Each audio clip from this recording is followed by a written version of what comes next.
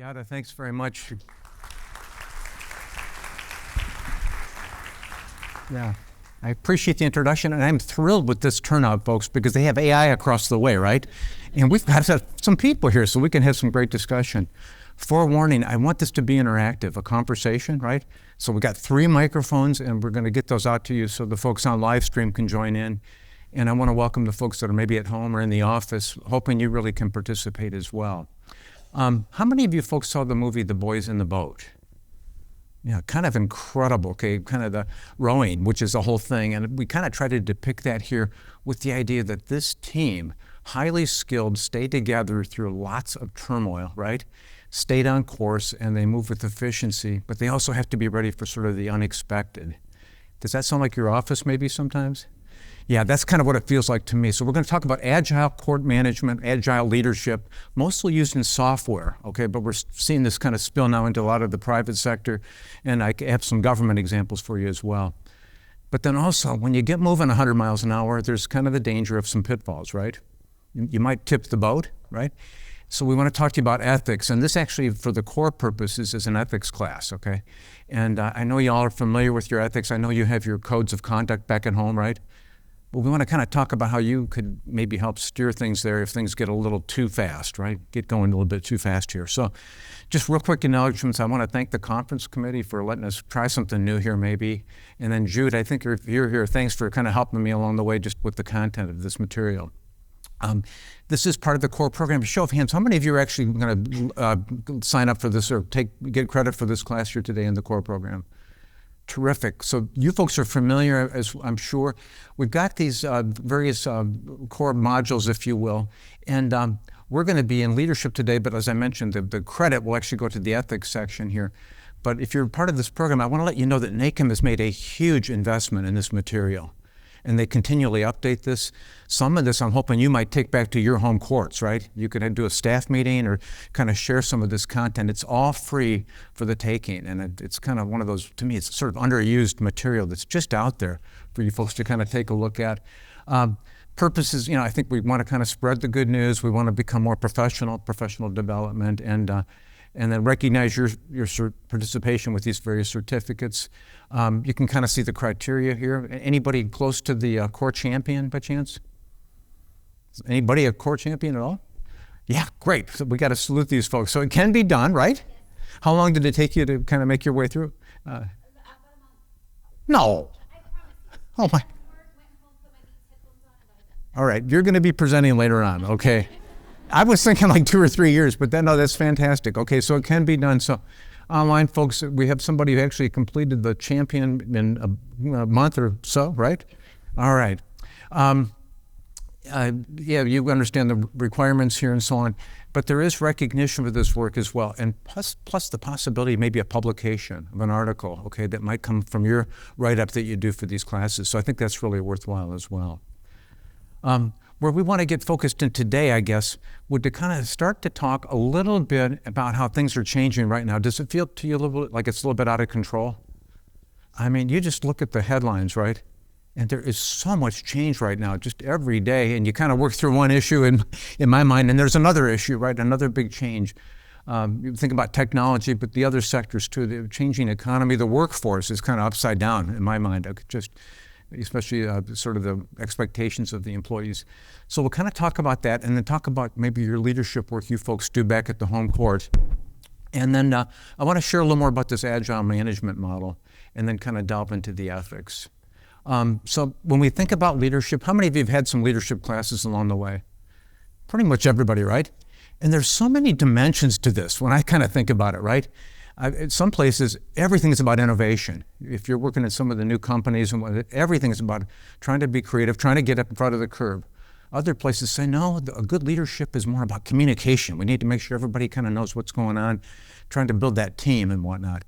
And there's no right or wrong here and whatnot, but I think the focus for us today is going to be kind of trying to work when things are really turbulent, maybe moving fast, and trying to keep everything on course, but also trying to look out maybe 2 or 3 years down the road. I know when I started with strategic planning, it was like a 10-year plan. I don't know if you can do 10-year planning anymore. What do y'all think? It's going so fast. You probably want to do shorter kind of sprints and then be really quick to kind of make adjustments with your plan. Yeah, I see some heads nodding, and so that's kind of the suggestion we have. And I thought to get it started, I just wanted to ask you a very simple question. Is that okay? Is court management a profession? I'll just ask a show of hands. What do y'all think? Yeah, well, I only see about 25, 30%. Wait a second. Well, we know the doctors are, right? Okay, and the architects, right? And the lawyers, they tell you they're in a profession. But it is funny with court administration. We're a little different. And so for somebody who said, yes, we're a profession, I want to just kind of hear why. Why do you think we are a management profession? So let's hear from somebody, just some brave soul. Get us started here. I'm going to call my brother Mike. Mike, why are we a profession? Okay. Are we a profession? Let's start with that. How did you vote? Yeah, I think we're a profession. I mean, anyone that's gone through maybe like the ICM Fellows program has had to go through and do a research project and has had to present their paper and defend it. There's constant education and training that goes on every year. There's associations involved. So I think that falls in line with what a profession is. Yeah, thanks, certain Mike. requirements that you need to obtain to reach that level. Yeah, requirements of our field, right, to stay in the field or even to enter the field. Yeah. Thanks, Mike. I didn't mean to put you on the spot, but anybody want to add to that? Please jump in. Yeah. I mean, it takes years of knowledge building, skill building. It takes so long to be considered, I think, a court manager or attain that profession. And like he said, there's just ongoing education. Things are constantly changing and evolving. Yeah, and what was your name, Samantha? Samantha, yeah, terrific, agreed. Yeah, it's not something overnight, can't do it in quite a month, okay. But the expertise, yeah. Yes, sir, thank you. The other part to our profession, I think, is also we're the gatekeepers of an industry that doesn't give you profit. Yeah. Yeah. Did everybody catch that? Yeah, it's not quite like running a waffle shop, right, where everything is in and out and kind of making money and so on. So, yeah, thanks. Well, I wanted to kind of start with this because if you start to look through the literature, you find if you are a profession, these are some of the elements. And I think Mike and Samantha really hit some of these, kind of this specialized, detailed information we need, right? And then some kind of authority as well. And then there's accountability, which is really important, right? There's certain stuff we just cannot do, right, in our office. We know that, right? And so you have these various criteria, and ethics becomes so important in these three areas. And you've got this code of ethics from NACOM, and I wanted to ask you, have you folks looked at it, most of you? It's in your materials, and the version I tried to share with you has the annotation. So it's like, I think it's 16 pages. So there's actually examples for you to kind of read through and take a look there. I love this notion about a professional culture. Professions will actually have what Mike mentioned, associations, they'll have communities of interest and real deep specialization. When you get in medical areas, it's just really, you're not just a doctor, but you're a neurologist, and then you're a neurologist with children, and you can sort of imagine how they drill down and support each other and kind of develop more of that specialized information. And then all of us are accountable, right? So I conclude we are a profession for sure. So that's going to kind of guide us when we start to think about these fast-moving teams, right? These agile teams. So maybe just sort of keep that in the back of your mind. Okay, so thinking about the future, I was really lucky to get a hold of a bootleg copy of the work that's been done by Pete Kiefer, one of my colleagues in Arizona, along with Phil Knox. And this is in your handouts there in detail, if you want to kind of look out, online here. Are you folks familiar with this survey? I see some heads shaking. They do this periodically, and they've surveyed now, I think, over thousands of people across the globe. It's actually international. And it's not just court administrators, but include lawyers and judges as well. I tried to get this most recent survey, and they look out 10 years. They're always kind of saying, what do you sort of expect to happen in the next 10 years? And they'll kind of ask folks to do a rating. Is it probable this would happen, or is it sort of unlikely, and so on. And so I'll just share with you, out of all these pages of material, some of the highlights that I think are hitting us right now, right? And this was from the survey. These folks said we're going to have really heavy AI that will automate legal assistance. Think about the folks trying to make their way at your self-service center and whatnot. And you can picture all kinds of these services that would help folks generate their pleadings and whatnot. On the survey, folks said we're actually going to have some new jobs. We never had these jobs in the courts before. That's kind of interesting, right? some new opportunities for us as well. Electronic transcripts, and I think I heard somebody talking today about electronic interpretation as well, using voice recognition. I think you're going to get a really heavy dose of this on Wednesday at the vendor show, right? They're going to be selling us the cart of all these kind of services and whatnot. And then Kiefer's survey was a little concerning to me because they were saying cybersecurity is going to keep pressuring us big time. And most of us will not have the expertise to deal with this. It's too complex. And we're probably going to have to outsource for those services. And maybe some of you know about like vulnerability testing and that kind of thing. Probably have to go ahead and hire that out. I know we've seen some of that in Arizona. It's just a little scary when this hits. The survey also said that there's going to be some changes in staffing. We'll have more knowledge workers, folks maybe with real specialization. I think about jury management and ODR, ADR, those kind of areas, real true experts in that kind of more general clerical clerk kind of functions, if you will. Maybe more credentials for these jobs. Maybe they'll do the month-long program, okay, real quick, but also conflict resolution, and I was kind of looking at this more closely. This is conflict resolution, not with the litigants, but work within the office, okay? The fact that maybe if folks are not getting along, the team is dysfunctional, we're going to have to find ways that kind of will deal with that. And the survey respondents said, yeah, in the next 10 years, we think that's a big area for an agile sort of an organization. And then I was really pleased to see there's going to be more concerned about trauma-informed services we provide. And some of you may be aware that some of the courts have actually provided services for jurors that have been through a really traumatic, kind of a really ugly, let's say a capital case, a murder case, child abuse, that type of thing. And but I could see this spill over to domestic violence. You could also imagine it in the criminal arena generally with victims and whatnot. So I thought that was pretty terrific for the court community to kind of be looking forward that way. And then last, the survey talked about some things going on outside of us, outside of the court system. And these were all pretty troubling to me. I don't know, kind of wreck your day, right? But the survey kind of indicates that we're going to have a lot more pressure from outside groups trying to control us, right? And you've seen this in some states. They're trying to take away the court rulemaking authority, maybe taking away the bar, the oversight of the lawyers, move it out of the Supreme Court, move it over to the legislature, if you will.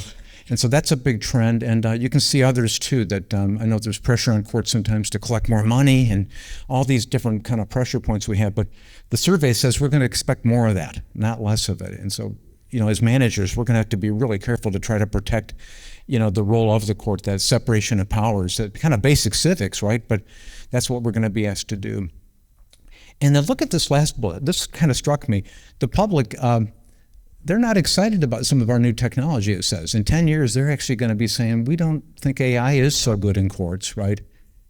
We think maybe it's not going to be fair. Okay, maybe there's bias in these systems. And my case is my individual case, and don't try to run it through some algorithm, okay, type thing. And so I think you have to me, it's so fascinating. You've got this view from the, I guess, the public, the end users, and over here we've got people all excited about the technology we're going to see this Wednesday. So that's kind of a future view, maybe looking ahead. And so I wanted to ask you, what other big changes you all see right now in your courts, just any other pressure points? I know there's lots going on across the country here, but anybody want to share anything else that you've kind of noticed that is kind of jarring or maybe kind of is changing the way we would be operating our courts? Anybody at all?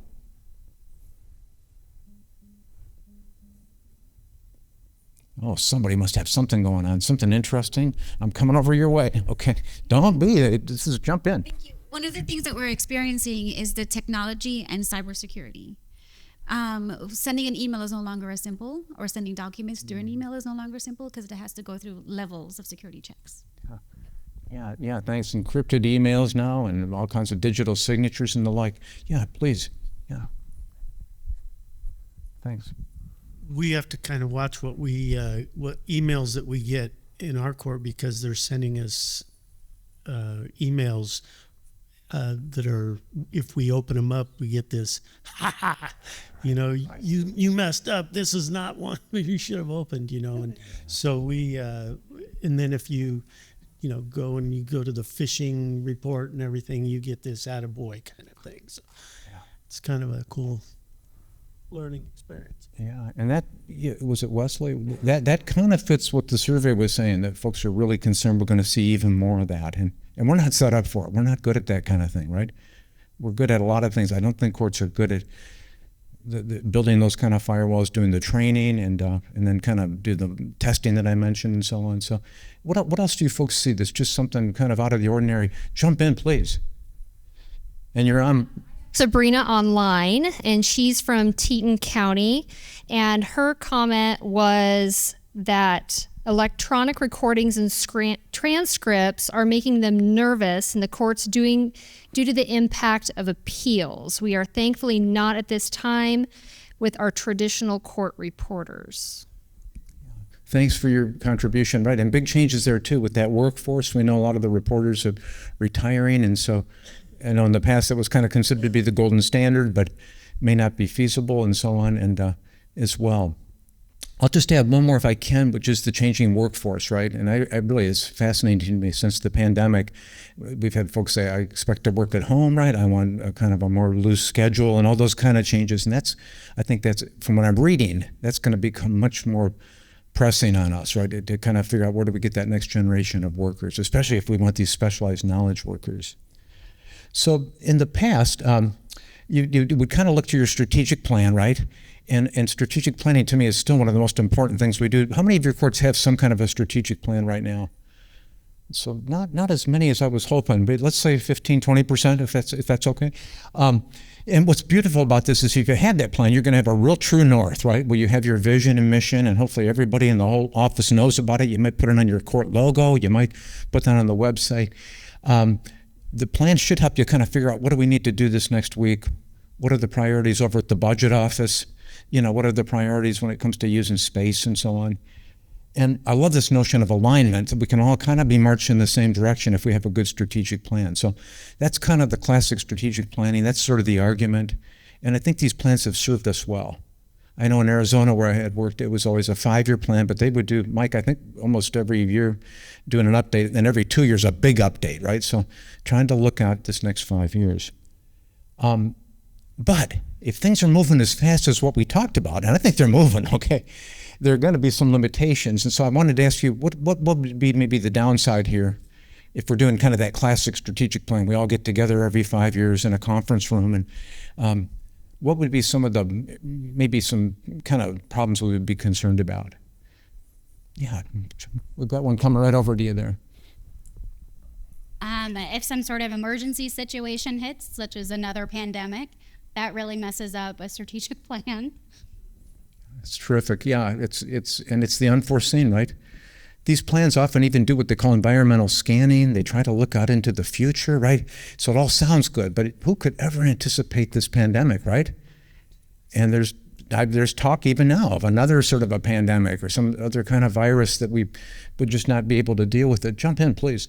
Yeah. I think even with the best of planning and creating this strategic plan, technology is outpacing us, and your strategic plan can become outdated in a matter of months, Agreed. let alone the years that you might set it out for.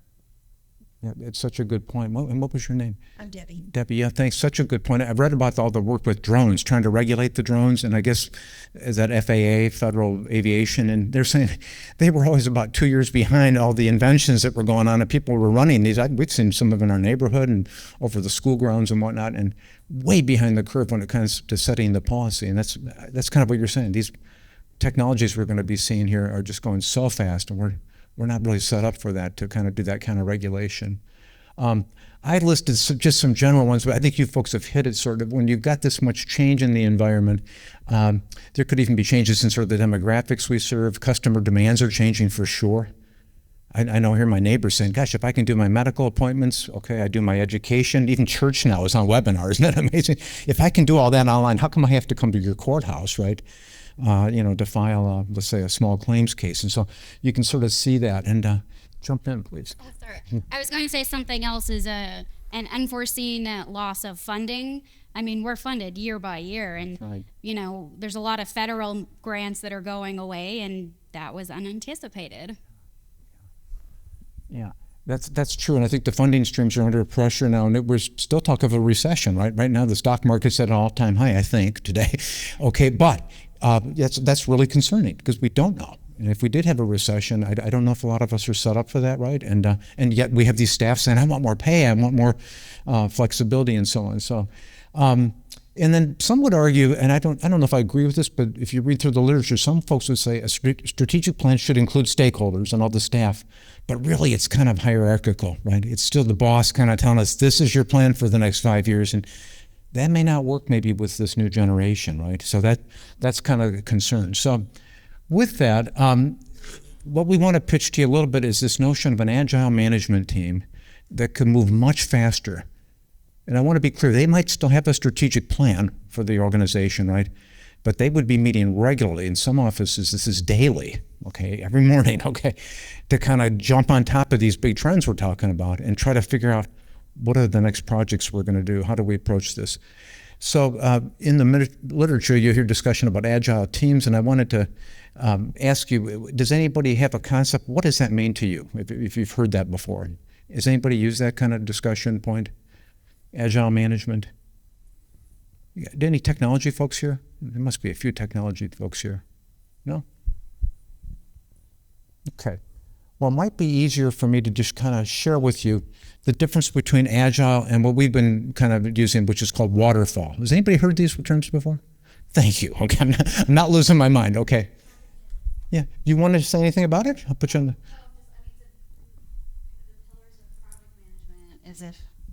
Pillars of project management are either a waterfall or an agile methodology, and the less hierarchical approach would obviously be the agile. Yeah, thank you. Thanks for jumping in. Yeah, this is so interesting to me. So with the waterfall, it'd be almost like our strategic plan, okay? We've got a really big idea, okay? A new software case management system. I understand you're going to need a new, you share with me, you need a new jury system, right? And so we might plan it out for 2 or 3 years. We do requirements, we do an RFP, and we maybe a year later they deliver this project. We may have to get special funding. That would be sort of a classic waterfall project, right? And we are really clear about the deliverables. Here's what we expect at the end.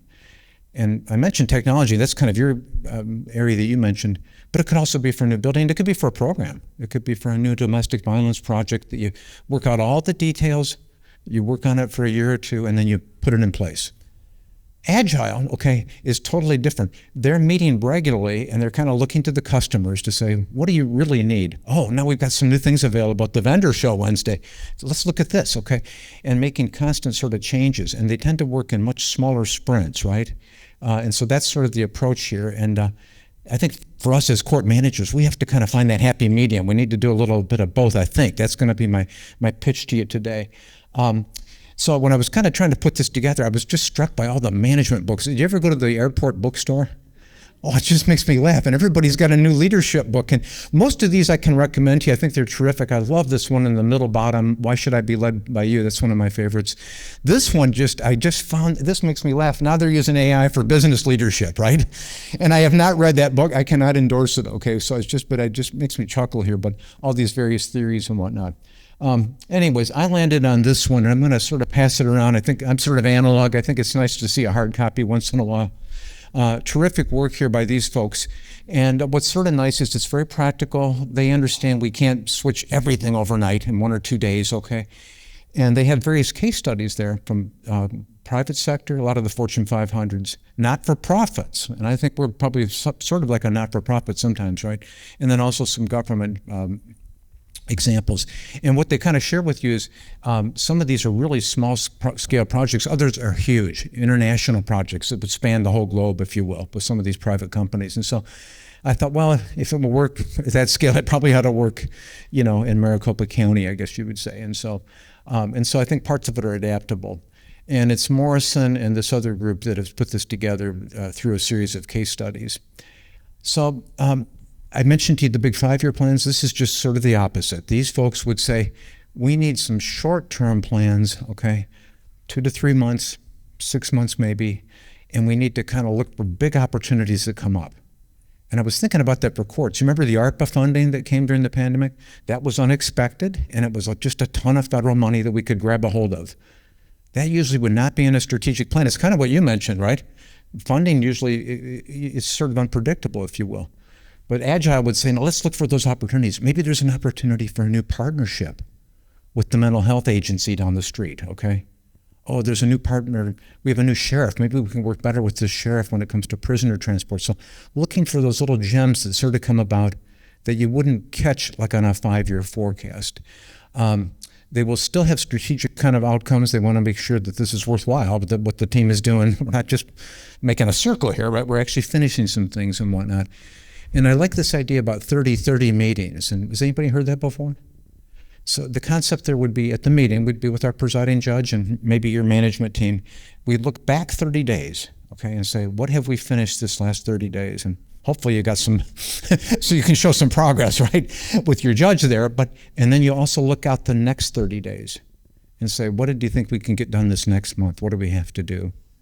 And then I think you always have a question, what's practical here? And do the staff do they have what they need, to help build that new program, that new project, that new jury system, right? Maybe 30 days is not realistic. Maybe we'll give them 60 days and so on. So that's part of the discussion.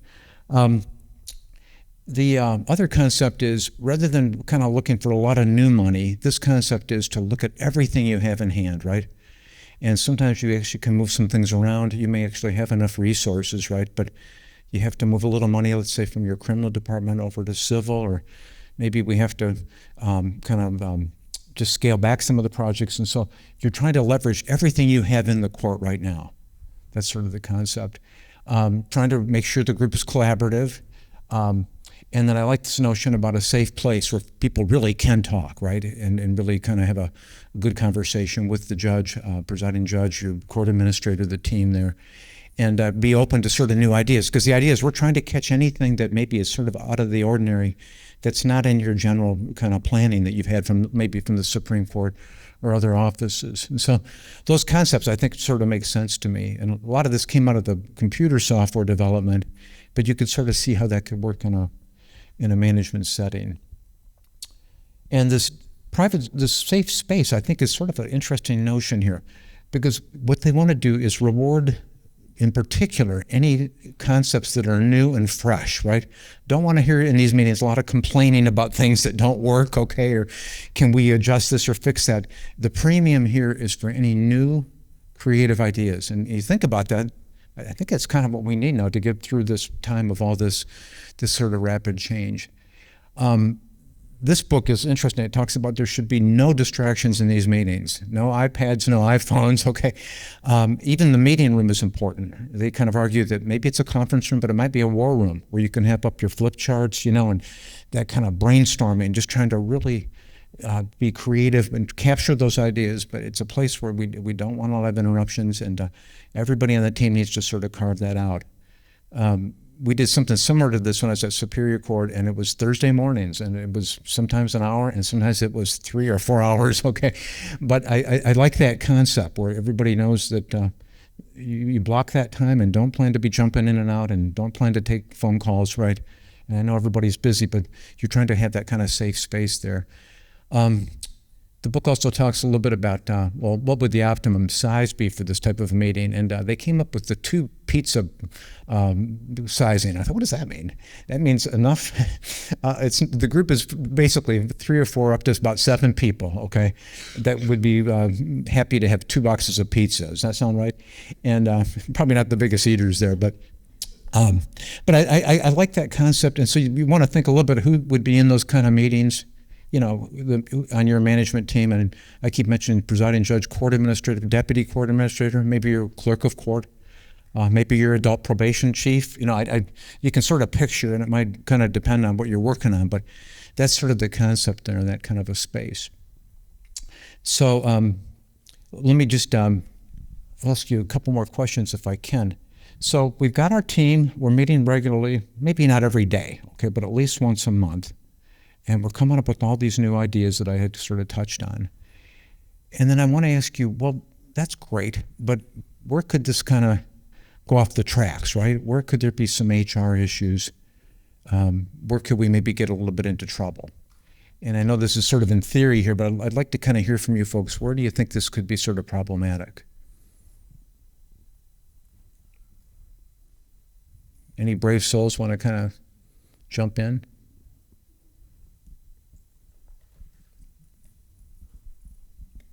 I'm just thinking a little bit about transparency, and maybe something that's already procedurally in place or in policy, and going off the deep end with new ideas and what we could be doing. And I think some of it could involve ethical considerations and what we're doing and whether that's the right thing to do. Yeah, that's interesting. That is not in my notes. How did you come up with that? No, seriously, we'll share some other problems, but the transparency of the process, right? So folks, you're saying people want to know how decisions are made, and anymore we have these advisory committees, and so, but maybe if it's going so fast, it might not be clear how the court even came up. How did you come up with this project? Why is this a priority? Yeah, thank you. Let's hear from some other folks on this. Well, yeah, back in the corner, jump in, please. We'll get you a mic too, if it's okay. Thank you.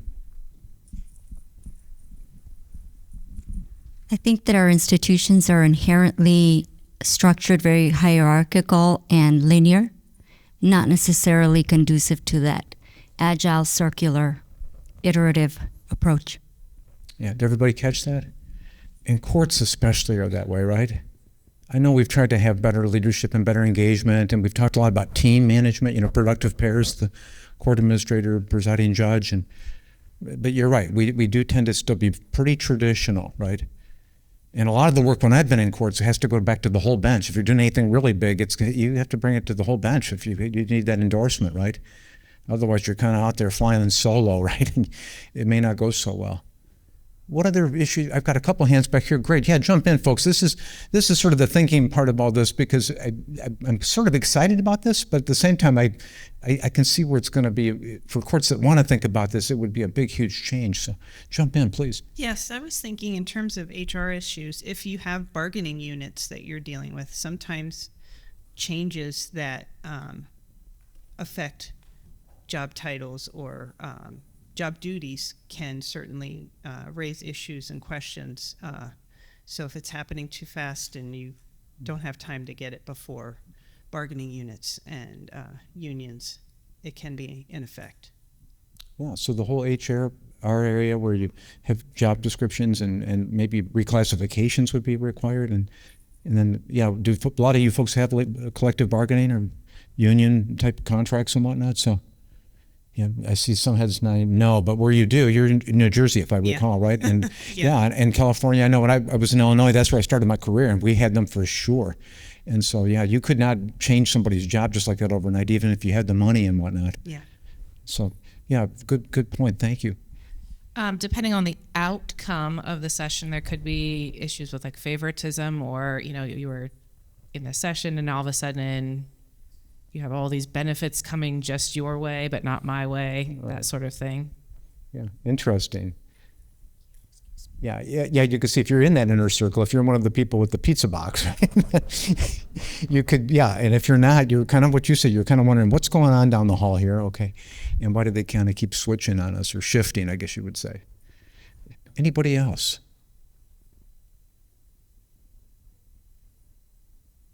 I'd love to hear from one or two more of you folks. Yeah. Sometimes it's just vague. Let me bring this over to you. Yeah, thank you. Sometimes the different personalities that are involved are very impactful. I am just new to the court system. I've only been in my position for a year, but I am familiar with several of the different circuits in my state, and in some of the circuits that I've worked with, you have a very strong chief judge and a very strong TCA, trial court administrator. And sometimes they work well together and sometimes they don't. And so, and they change. The court administrator tends to stay the same in the different circuits, but in some circuits they've had a chief judge for 10 years, and in other circuits, they change often. And so in my circuit, I feel like we've been lucky because our former chief judge and our current chief judge kind of worked it so that one was the deputy and then she took over. But I know other circuits, it's just like you've got one chief judge for 2 years and then the next 2 years, you've got somebody that totally wants to come along and do the opposite, and court administration gets kind of trapped. They're kind of stuck in the middle. So thank you. So sort of the personalities, but then also those transitions. And yeah, that's one place where we are different than all these Fortune 500 companies. Typically there, if there's a new chief executive officer, right, the old guard is out. They're actually, typically they get a big pay raise and go to another company, right? But and same thing with the chairman of the board. If there's a change, it's hard for us because that presiding judge, the former, she may be right down the hall, right? And she may be sort of looking over her shoulder to say, why are you changing projects? And that's where I think your strategic, that classic, the old-fashioned strategic plan can be a lot of help for you folks to say this was something that was put together with a lot of work and it had the endorsement of the full bench. And so that's where I think you want that longer view as well. But that's such a good point. Yeah, please. When you're discussing, especially in Nebraska, some decisions are made. We have such a diverse east and west side of our state that we have some processes that we impose possibly on a more urban level, and sometimes the rural level isn't considered in that decision making, which kind of sometimes builds another set of circumstances of that can be executed in Omaha, Lincoln, Sarpy counties, which are our larger counties, but then we go clear out to Arthur County or even farther west into smaller counties that we don't know, or that side of the county doesn't know how they're going to execute. So then you have a little tensions building, and possibly vice versa. And the tensions between those courts, you mean? Is that, The thought process, our pizza box people were Right. there, and they thought this is a phenomenal idea, but we maybe didn't have a Western pizza box participant. And so then therefore that thought wasn't brought into play of how are we going to execute equally between eastern Nebraska and western Nebraska. Yeah, and so what you're describing is kind of almost classic stakeholder involvement, right? And making sure everybody that's going to be impacted would have that input, and that's really important, I think, to regular strategic planning plus this agile approach that we're talking about. That's a real key component. Well, anybody else? Yeah. Thank you. Agile management can be a bigger time investment. And so if we're circling back and we're doing weekly meetings or these war sessions and they go into 3 hours, those are all people that have commitments and jobs and things that they need to do. And so that plate isn't getting less full. And now it's just another strain on their capacity and what they can get done while they're, trying to work towards this bigger project, but also continue spinning all the plates that they have spinning. Yeah. Yeah, no, that's a really good point. And with some of the tech projects, actually, they called this a scrum. Okay, maybe you've heard that terminology. And they would meet usually first thing in the morning, and to kind of fight this. And what was your name? Aaron.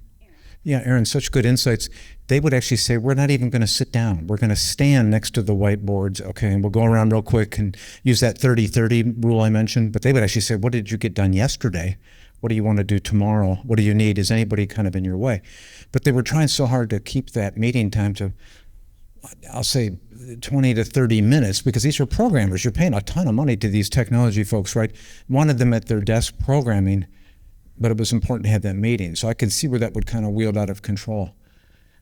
The reason this resonated with me so much is I did work in a situation for about 2.5 years where I think we were in sort of an agile mode for general management. We never used that terminology. I didn't know what it was at the time, but there was some good that came out of it, but there was a lot of stress, to your point, a lot of stress. And I know my admin would come in usually around 11:30 and would actually, because she get to see this, we're at about 3.5 hours, 4 hours, and she would actually look right at the presiding judge and she would say, if you guys want to get lunch today, you're going to need to head out soon, okay? She was kind of trying to say, you've lost the whole morning, and so anyways, you're bringing back memories, let me put it that way.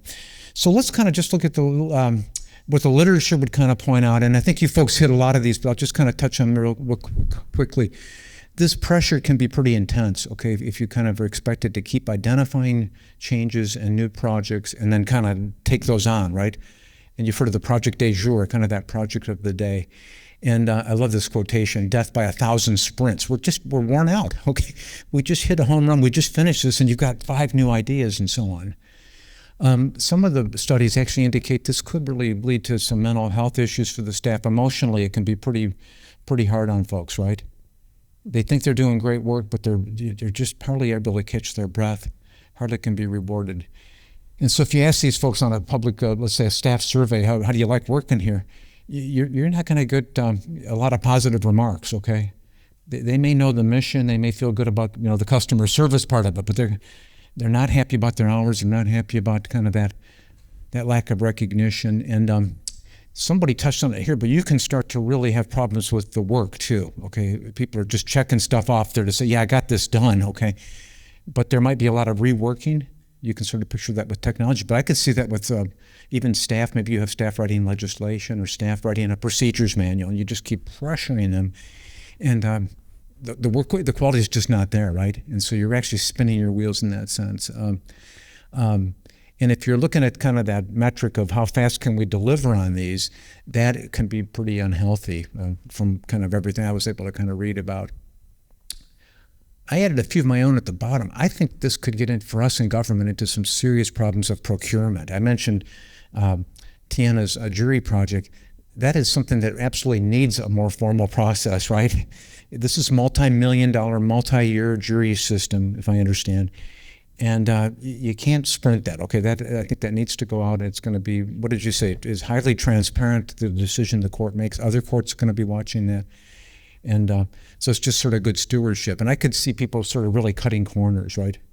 You hear about that even, kind of at the federal level. We're going to maybe have less regulation and do some other changes. That's good, but then you have to say, but are we still going to be lawful in these procurements and whatnot? And with the technology project, I was even thinking maybe you even start to cut back on the testing. You always hear about beta testing, alpha testing, and all that, right?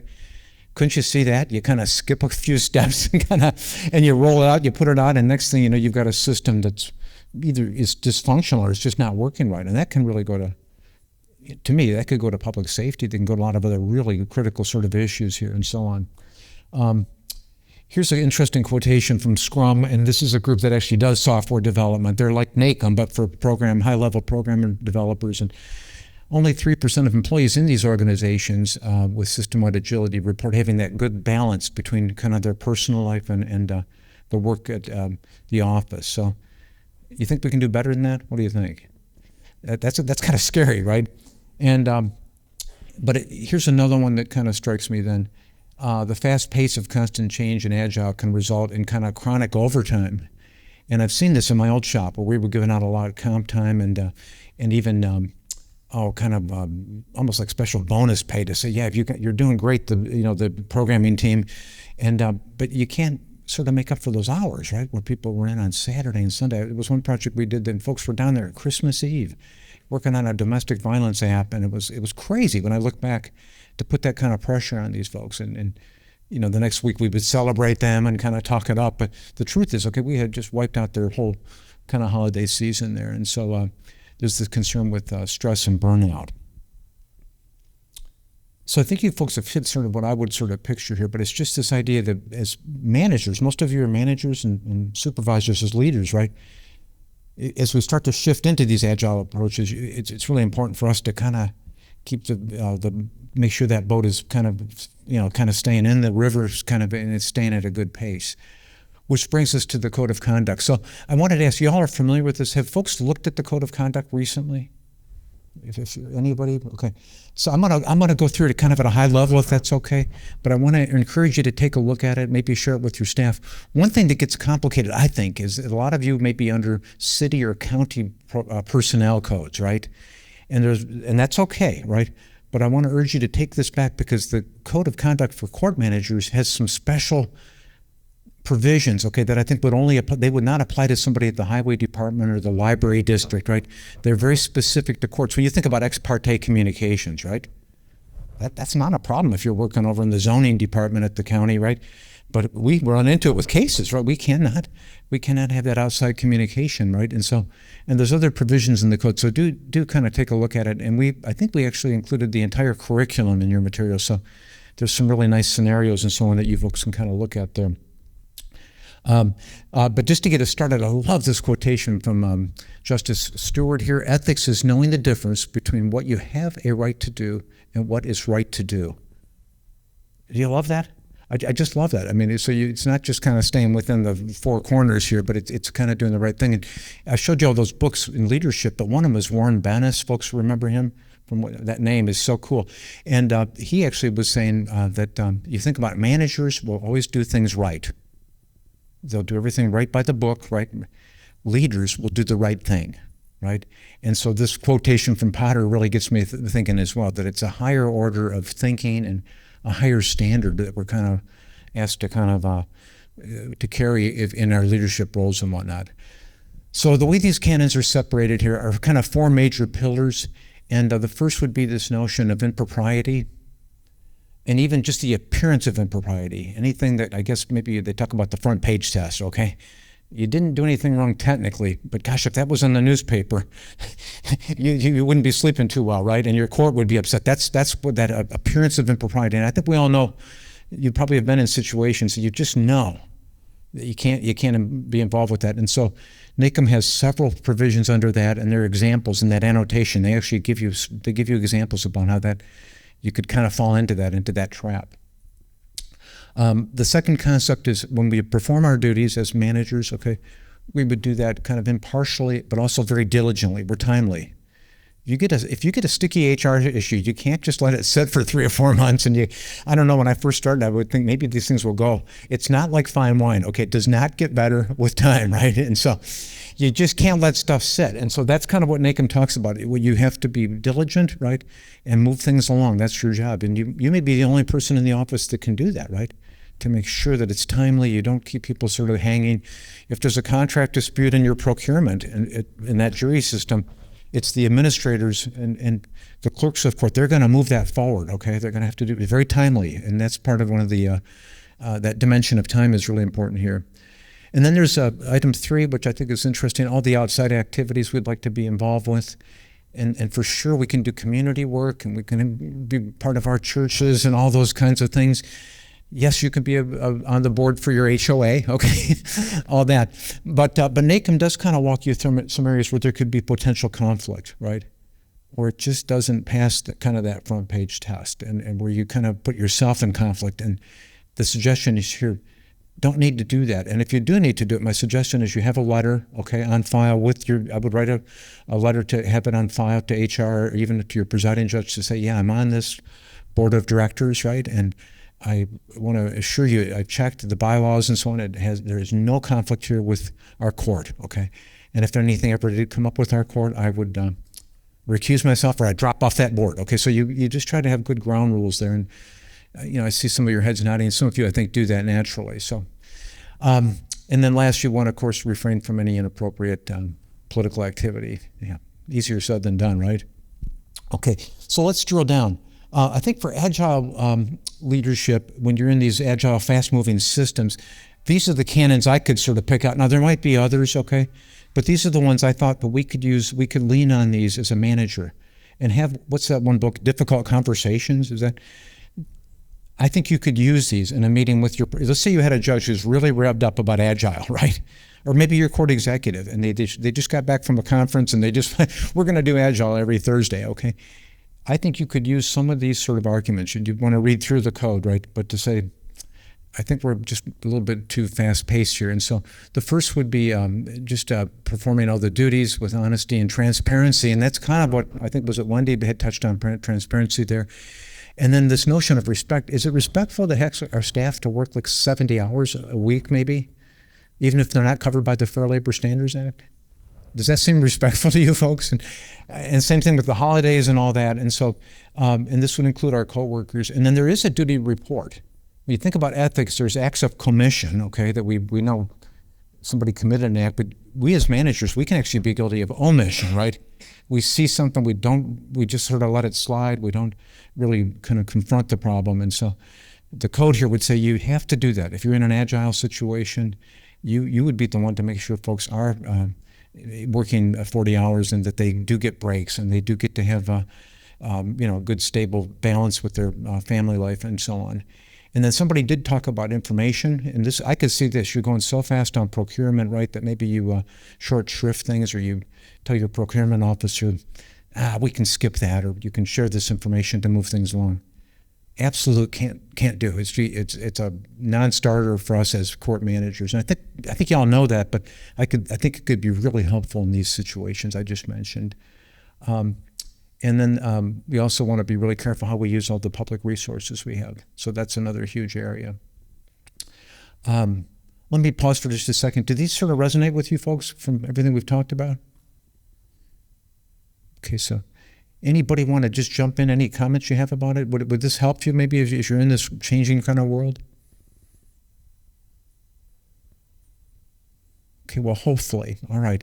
I think we're getting close to our time, so I think if it's okay, we're about 10 minutes. Is that right? Okay. I'll share something else with you. I can real quick. This is just a little. I wanted to make sure you do actually have the awareness then of the Fair Labor Standards Act when it comes to the hours the staff work, procurement, and then contract provisions. And so these sort of supplement then the NACM code, which I think could be really helpful to you. I'm digging through all these ethics, trying to put all this together for you folks, and I ran into this, and I thought I'm going to skip this if I can. This is just a little bonus for you, okay? You don't have to write this up in the core, okay? But I wanted to let you know this is interesting, the use of resources. And the court administrator, it kind of says, in the past that would be supplies, right? You don't get to take a bunch of binders from your office and give them to your kids for their school projects. And I don't know. So I know it sounds crazy, but things like that have happened. But it kind of says in the technological age, actually it's going to probably be more IT stuff is where you could also have sort of misuse as well as your time, right? And I was thinking, well, what is all that about? And so I've got some note here for you here. But I could see maybe folks getting so involved, okay? And over the past, I've done some kind of part-time consulting in the past. And I would say you want to be really have a bright line to say, I should not be using the court computers or the court software and whatnot to do this sort of outside work, even if I'm sitting in my own house, right? So just to sort of be aware of that. A lot of you do committee work, and again, if it's court-related, I think for NACM or for the work we do, I think you're right in the code, right? But if you're doing an outside publication, let's say with an architecture firm or something, I think you'd want to be really careful. Here's one I was thinking about when I read this. Maybe some of you use Zoom a lot, right? Well, I know some folks that have a little Zoom call with their family every Sunday night, right? With the family abroad. Are you on the Zoom software from work? Okay, because there is a cost to that, right? Or is that something that you kind of use the free version and whatnot? So I know you all have really high levels of integrity and whatnot, but I just sort of came across this, and so I thought in the current modern world, kind of think about your time and maybe also sort of how we would be using some of these resources beyond sort of these tangible things, markers and pens and books and stuff like that. And so kind of think about it that way. So anybody have all those things that you'd like to share on that? Just anything you want to mention? Okay, well, we've thrown a lot at you here. I think maybe just coming back to Agile, do think about these concepts. There's a lot of really good readings you can do. I'm not sure if it's something you would come back to the court and implement this wholesale, but I think you will see this trend. I'm always trying to kind of look ahead. I think you're going to see this trend more and more. Or you might get a judge like I had that was sort of operating that way, didn't call it Agile, but that's kind of how we were operating for a couple of years, and it was pretty exhausting. And I think I'm just trying to be candid with you. As a manager, I think I could have done more. As a leader, I think I should have done more maybe to kind of rein that in. So think about your role maybe back at the local courts, and do take a look at those canons, and there's really good material. I think you could maybe have a really good staff meeting with your team there, bring that back for those folks. Let me check with is there anything else we have to do? We're at 5 minutes. Would you be really upset if we let you out 5 minutes early? What do you think? Hey, you folks have been really attentive. Thanks everybody for chiming in too. I just think it makes it more meaningful. Really glad. I'll hang around for a minute if anybody wants to visit, but hopefully this has been helpful to you. So thanks very much.